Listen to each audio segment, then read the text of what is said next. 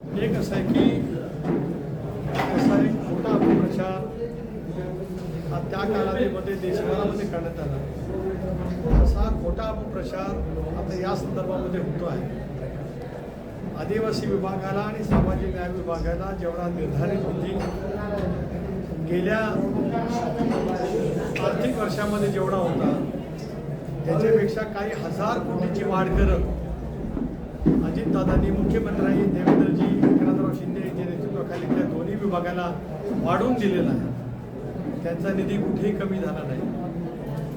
पण आदिवासी विभागाअंतर्गत माझ्या आदिवासी भगिनी या योजनेअंतर्गत ज्यांना याचा लाभ मिळत असेल किंवा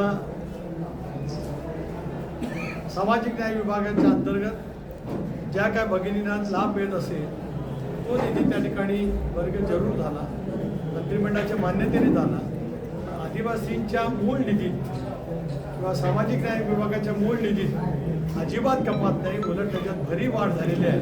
त्यामुळे या दोन्ही घटकांचं हिताचं रक्षण करणं आणि त्याला विकासाला गती देणं यासाठी सरकार वचनबद्ध। परंतु ज्या की राज्याच्या समन्वय समितीची बैठक जर 8 दिवसापूर्वी झाली, त्याला मीच प्रेसला ब्रीफ केलं की महायुतीमुळे निवडणुकीला सामोरं जाण्याचं समन्वय समितीमध्ये पण जशा निवडणुका येतील त्यावेळेला महानगरपालिका वेगवेगळ्या आहेत, मुंबई असेल, पुणे, ठाणे, नवी मुंबई, संभाजीनगर, वेगवेगळी राजकीय परिस्थिती, जिल्हा परिषदमध्ये वेगळी आहे, नगरपालिकेच्या वेगळी आहे। त्यावेळेला महायुतीच्या एकतेला जराही धक्का न लागता निवडणुकीला कसं सामोरं जायचं त्याचं धोरण आम्ही नक्की त्या ठिकाणी निश्चित करू। प्रत्येक ठिकाणी घटक पक्ष जे आहेत महायुतीचे आपला पक्ष मजबूत करण्याचा अधिकार प्रत्येकाला आहे, असं आम्ही करतो।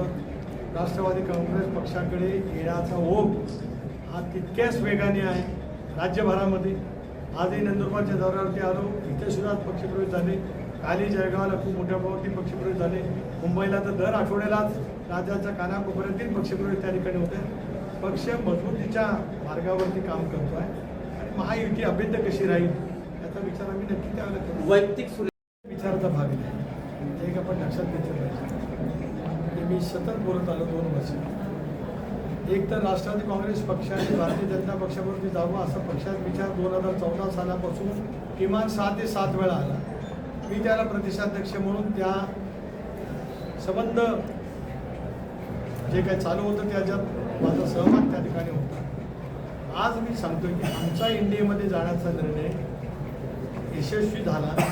राज्यातल्या जनतेने आमच्या निर्णयावरती शिक्कामोर्तब केलं। त्याच्यामुळे आता जो 26वा वर्धापन दिन झाला त्या वर्धापन दिनामध्ये 2 जाहीर ठराव केले। एक, सिंदूर ऑपरेशन यशस्वी झाल्याबद्दल पंतप्रधान मोदी साहेब, गृहमंत्री अमित भाई, राजनाथ सिंग, सेना दलाचे प्रमुख यांचं अभिनंदन केलं। दुसरा ठराव आम्ही केला की आमच्या मूळ विचारधाराशी ठाम राहतो एनडीएमध्ये भविष्याच्या कालावधीमध्ये आम्ही वाटचाल करा। अशा वेळेला भाजपबरोबरची आमच्या वाटचालीला ज्यांना योग्य वाटतं ते आमच्या पक्षासोबत येतील।